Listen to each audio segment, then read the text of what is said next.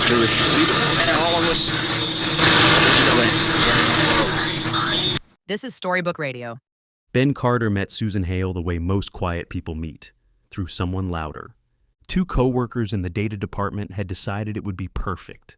During lunch breaks, they had compared the two of them like careful analysts examining a chart. Both meticulous, both soft-spoken, both the sort of people who preferred long shelves of books to crowded rooms full of conversation.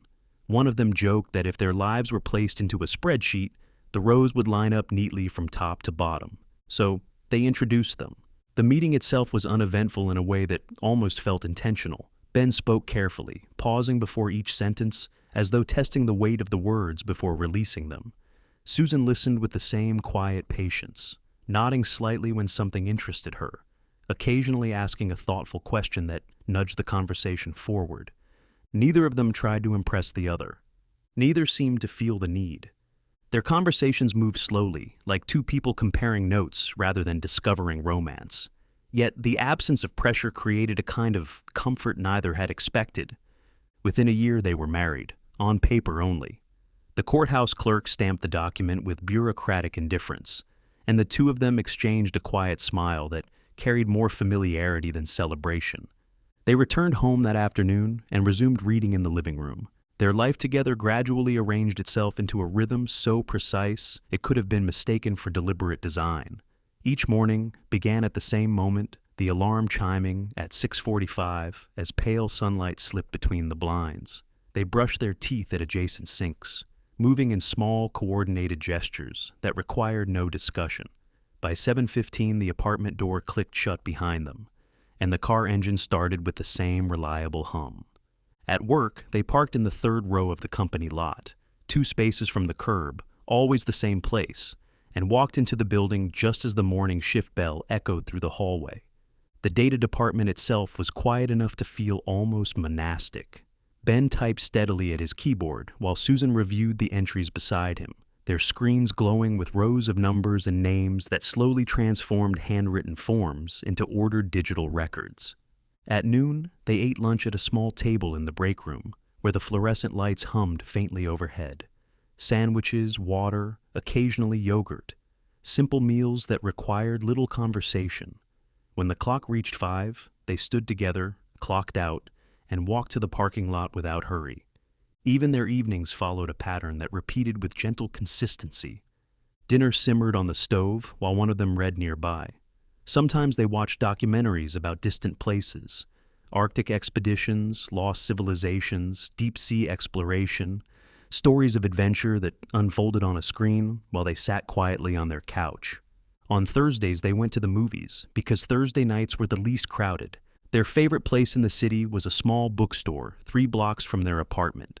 They rarely spoke while browsing.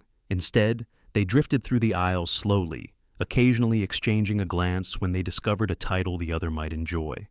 The store smelled faintly of paper and dust, the soft turning of pages echoing through the quiet space.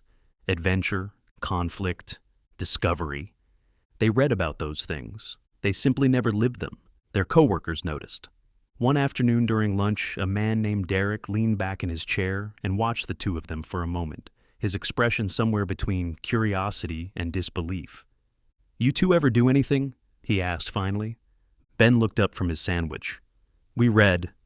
Derek shook his head, laughing softly. "I mean, anything exciting." Susan tilted her head slightly, considering the question with the same seriousness she applied to her work. "Define exciting." Derek grinned. "You guys are like background characters in your own lives?" The comment wasn't cruel, but it lingered longer than either of them expected. "You ever travel?" Derek continued. "Go somewhere random, explore, find something you're actually good at." Ben and Susan exchanged a brief glance across the table. Neither spoke immediately. The idea seemed to hover between them like an unfamiliar object. Finally, Susan said, quietly but with unusual certainty, "That's not a bad idea." And it was the first spontaneous thought either of them had voiced in years, so they planned a vacation. Carefully, of course. They spread a road map across their dining table one evening, marking small towns that appeared quiet enough to tolerate, Places with modest diners, antique shops, bookstores, and walking trails that wound through wooded hills. After several evenings of patient research, they chose a town nestled near a mountain range, its online photographs showing tidy streets and storefronts that looked pleasantly unremarkable. Perfect. The drive took most of the afternoon. Ben followed the GPS with his usual precision, while Susan read aloud hotel reviews from her phone, her voice drifting between descriptions of clean rooms and friendly service. Somewhere along the highway, however, the directions changed. The GPS recalculated. "Turn left," the voice instructed. Ben frowned slightly at the screen. "That's not the route we selected." "Maybe traffic," Susan suggested. They followed the instruction anyway. Soon the highway narrowed into a quiet road lined with tall trees, whose branches formed a loose canopy above the pavement. The signal flickered briefly, the digital map shifting for a moment before stabilizing again. Then the town appeared. A simple sign stood beside the road. "Welcome to Harmony."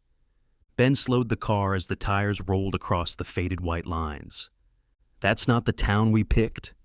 Susan glanced down at the GPS again. It recalculated. Recalculating.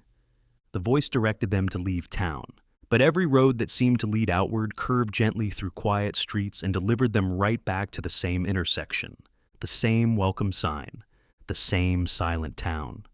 After the third loop, Ben parked near a small diner whose neon sign flickered softly against the afternoon light. Maybe the GPS is malfunctioning. Susan stepped out of the car and looked around. The town appeared ordinary at first glance, perhaps even pleasant. But the longer she watched, the more something about it felt subtly controlled. People crossed the street precisely as the signal changed. A cyclist rolled past the intersection at the exact moment traffic paused. Cars moved through the roads without hesitation or delay. Everything happened at exactly the right moment, as though the town itself were following instructions. They checked into a small roadside motel at the edge of town.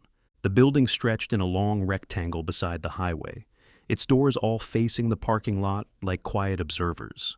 The paint on the railing had faded into a dull shade of blue, and a buzzing ice machine hummed beside the office window where a handwritten vacancy sign leaned against the glass. Ben parked near the center of the lot. For a moment they sat inside the car, both noticing the same thing without saying it aloud. Nothing moved randomly. A pickup truck backed out of a space with slow precision and pulled onto the street exactly as another car approached the intersection. A woman crossed the sidewalk just as the pedestrian signal switched to white. Even the wind seemed to move through the trees in measured waves. Susan opened her door first. The air carried the faint smell of pine and distant rain. "This place feels—" she began, then stopped. Ben looked around the lot. "Organized," he finished. They retrieved their bags and walked toward the motel office. The clerk barely looked up when they signed the register. The transaction happened quickly, efficiently, room keys placed on the counter at the exact moment Ben finished writing his name. "Room 14, the clerk said. The timing felt rehearsed. They stepped back outside. Just then, a police cruiser rolled slowly into the parking lot. The vehicle moved with deliberate calm, its tires crunching softly across the gravel edges of the pavement before stopping near the entrance. The engine idled for a moment before the driver's door opened. A tall sheriff stepped out. His uniform was immaculate, creases pressed sharply into the sleeves, the silver badge reflecting the afternoon light like polished glass. Even his posture carried a kind of balance, as though standing still were part of a routine he had practiced for years. He studied them, not suspiciously, more like someone reviewing unfamiliar data. Then he approached. "You folks visiting?" he asked. His voice was steady, unhurried. Ben nodded politely. "Yes, sir." The sheriff's eyes moved between them slowly, assessing something neither of them understood. "Then I'll save you some trouble." He reached inside his coat and removed 2 folded sheets of paper. The pages were crisp, their edges perfectly aligned as though they had been printed moments earlier. "Everyone in this town follows a script." He handed 1 page to Ben, 1 to Susan. "And here's yours." Ben unfolded the paper. The page contained a neatly typed schedule arranged in a clean column. 8 a.m., breakfast at Corner Diner. 9:30 a.m., visit Antique Market. 11 a.m., walk through Maple Park. Each activity had a precise time listed beside it, not approximate, exact. Further down the page, the schedule continued. 1:15 p.m., lunch. 2 p.m., scenic drive. 3:45 p.m., visit town library. Even the evening section was organized. 7:30 p.m., dinner. 9 p.m., return to motel. 10:15 p.m., intimacy, optional. Susan stared at the page for a moment, unsure whether to laugh. "You're joking." The sheriff's expression remained unchanged. "Never go off script," he said calmly. "Pick from the options listed, nothing else." Ben looked up from the page. The town beyond the parking lot continued moving with the same quiet rhythm. Cars gliding through intersections, pedestrians crossing sidewalks without hesitation. "And if we do?" Ben asked. The sheriff paused for a moment, considering the question with quiet patience. Then he gave a small shrug. "Things fall apart." He didn't elaborate. He simply turned and walked back to the cruiser. The engine started. The vehicle rolled out of the lot with slow, measured precision, disappearing down the road without a single unnecessary movement. Ben and Susan stood beside their car holding the schedules. For a moment, neither of them spoke. A breeze moved across the lot, lifting the edge of Susan's paper slightly before letting it fall again. Finally, she said quietly, "Maybe it's just a tourist thing." Ben looked down at the page again. The times aligned perfectly. The route moved smoothly from one location to the next, without overlap or delay. Every detail seemed carefully balanced. "Maybe," he said, but something about the paper felt less like a suggestion, and more like instructions. The next morning, they decided to follow it, not because they believed it, but because it was easier than ignoring it. And at first, everything worked perfectly. At exactly 8 o'clock, they walked into the corner diner. The bell above the door rang softly as they entered, and the smell of coffee and buttered toast drifted through the room. A waitress behind the counter looked up at them, as if she had been expecting their arrival down to the second. "Two?" she asked. Ben nodded. She poured their coffee before they had fully settled into the booth. Outside the window, the street moved with quiet coordination. A delivery truck rolled past, just as a cyclist turned the corner. Two pedestrians crossed the street precisely when the traffic signal changed. Susan unfolded the schedule beside her plate. "We're on time," she said. Ben checked his watch. 8:03. By the time they finished breakfast, the antique market across the street had just opened its doors. Not early, not late, right on time. Inside the shop, the aisles were empty except for them. Wooden shelves displayed old radios, chipped teacups, and rows of yellowed books stacked in careful rows. The owner glanced up from the register as they walked in, then returned to his newspaper without greeting them. It felt less like entering a store, and more like stepping into a space that had been temporarily cleared for their arrival. Susan noticed it too. "No lines?" she said quietly. Ben nodded. "No waiting." By 11 o'clock, they were walking through Maple Park. The path curved through tall trees whose leaves shifted gently in the wind. A jogger passed them moving in the opposite direction, her pace steady enough to feel rehearsed. Moments later, a man appeared pushing a stroller, arriving at the intersection of two paths just as the jogger disappeared from view. No one crossed anyone's path too early. No one slowed anyone else down. The town moved like a watch whose gears had been polished to perfection. By the time they reached the scenic overlook scheduled for the afternoon, Ben had begun noticing the patterns more carefully. The timing between cars, the spacing between pedestrians, the way businesses opened and closed like synchronized shutters. Everything flowed, everything balanced, everything worked. "This is impossible," Susan said quietly as they stood beside the railing overlooking the valley. "Not impossible," Ben replied. "Engineered." The word lingered in the air between them. By mid-afternoon, the schedule directed them toward the town library. They walked slowly through the main street, following the printed instructions almost without thinking. The sun hung low behind a row of buildings, casting long shadows across the sidewalks. At exactly 3:45, they reached the corner where the library stood. Ben stopped walking. Across the street sat a small shop he hadn't noticed earlier. The wooden sign above the door hung slightly crooked, its faded lettering barely visible beneath layers of dust. Inside the window were shelves filled with old books stacked unevenly against each other. Something about the place felt different, less organized, less controlled. "I want to see that place," Ben said. Susan looked down at the schedule. "That's not on the script." "I know." He stepped off the curb.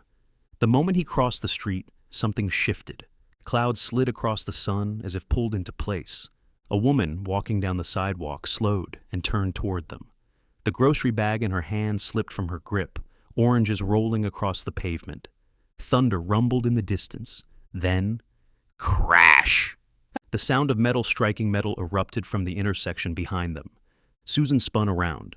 Two cars had collided in the middle of the street. The timing was impossible.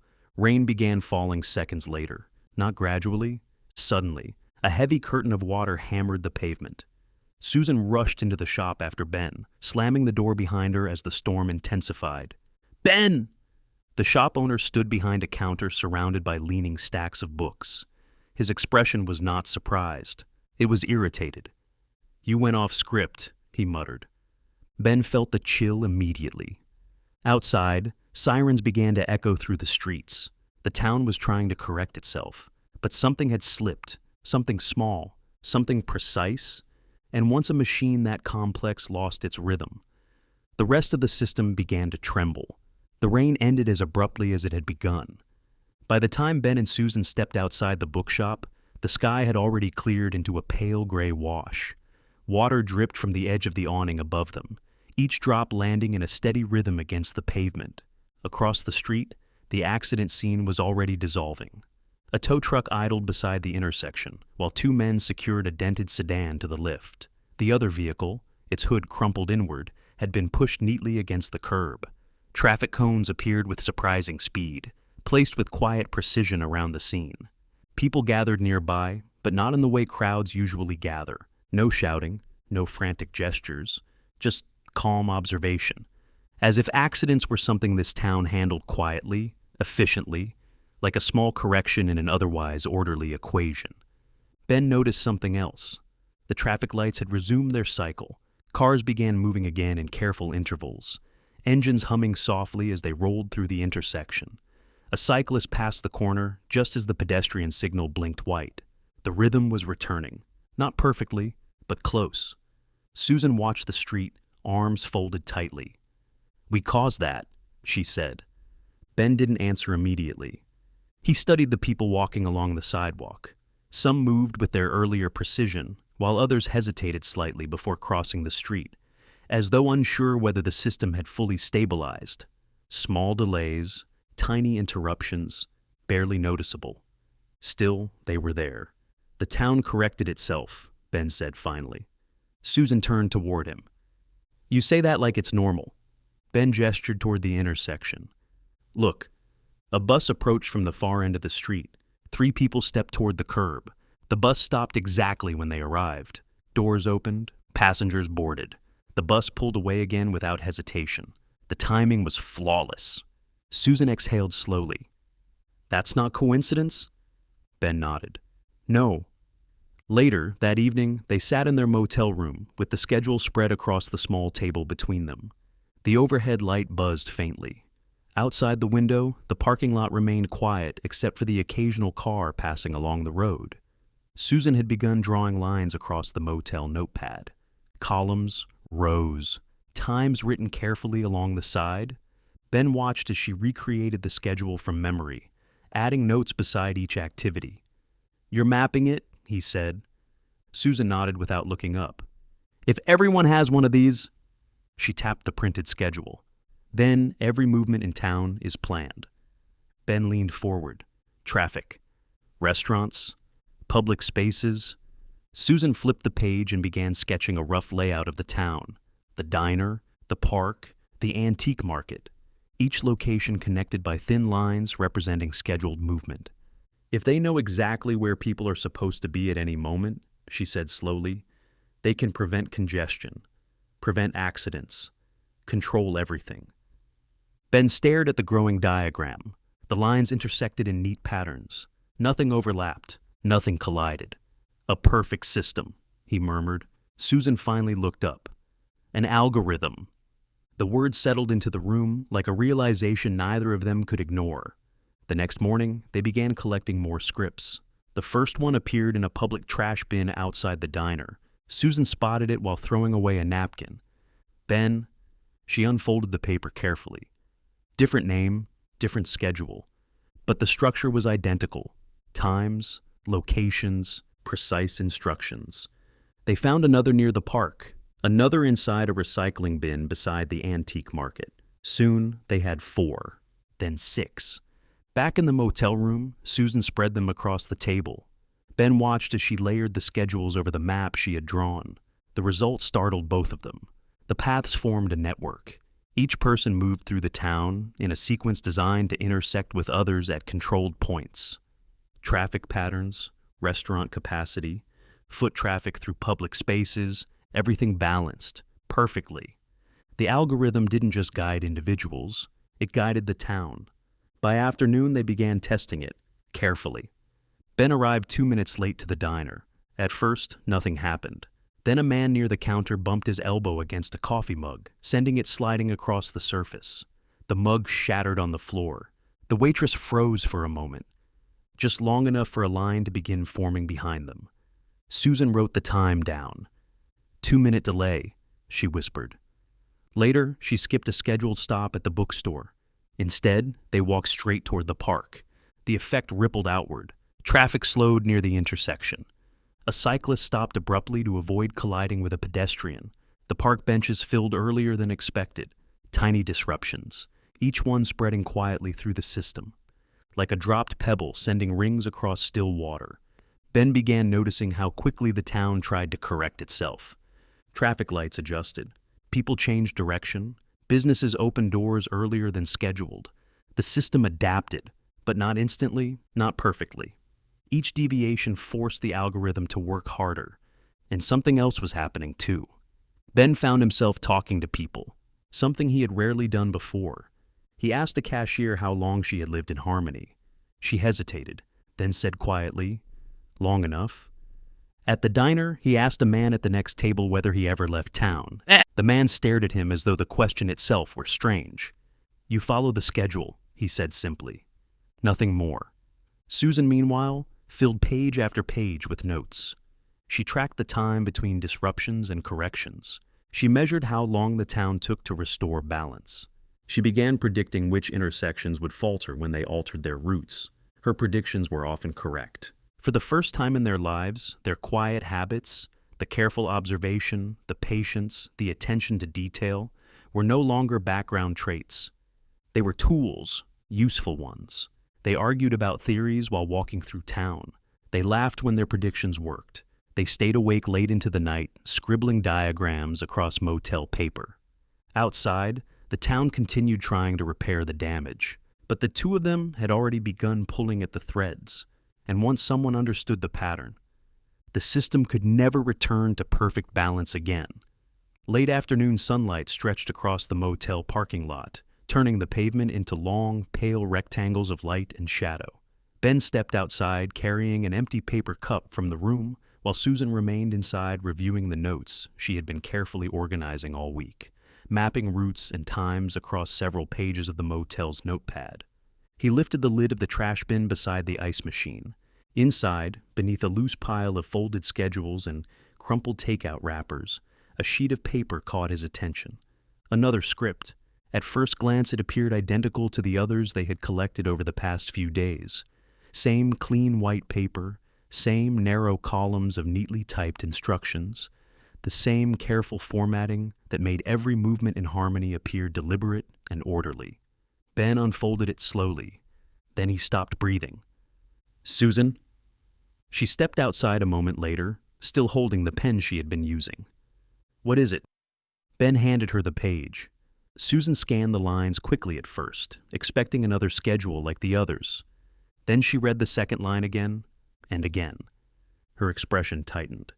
6:15 p.m. Drive black van to motel. 6:20 p.m. Abduct Ben Carter and Susan Hale. For several seconds, neither of them spoke. The parking lot around them remained perfectly ordinary.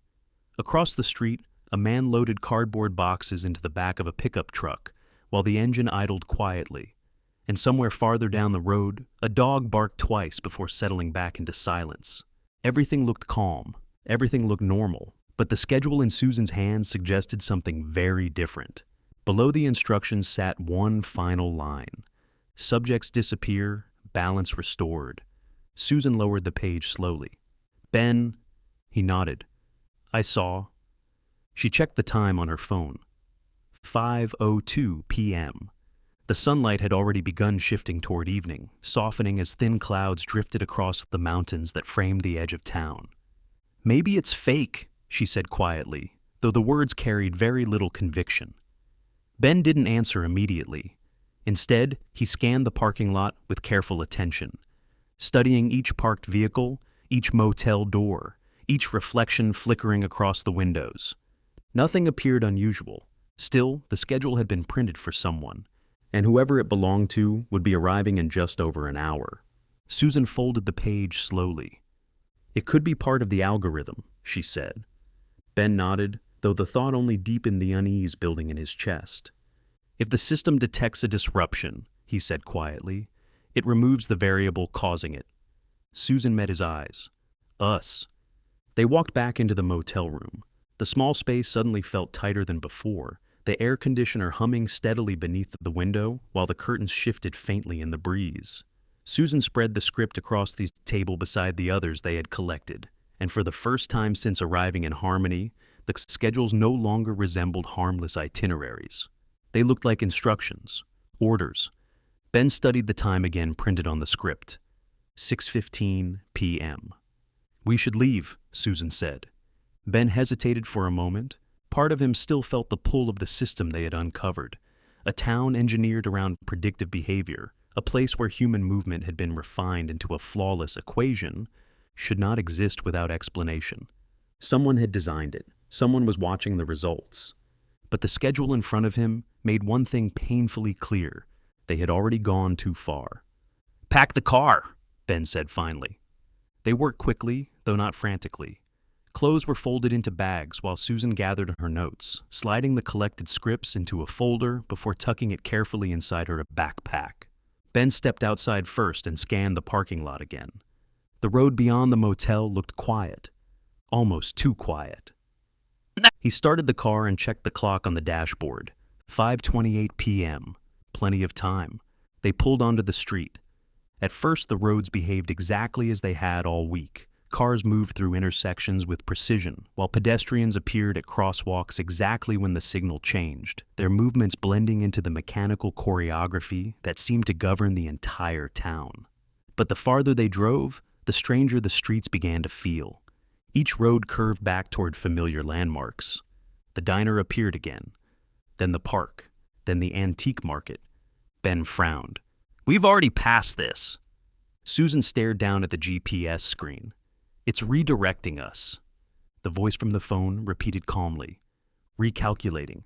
The town was trying to keep them inside. Ben slowed at the next intersection as traffic lights shifted from green to yellow.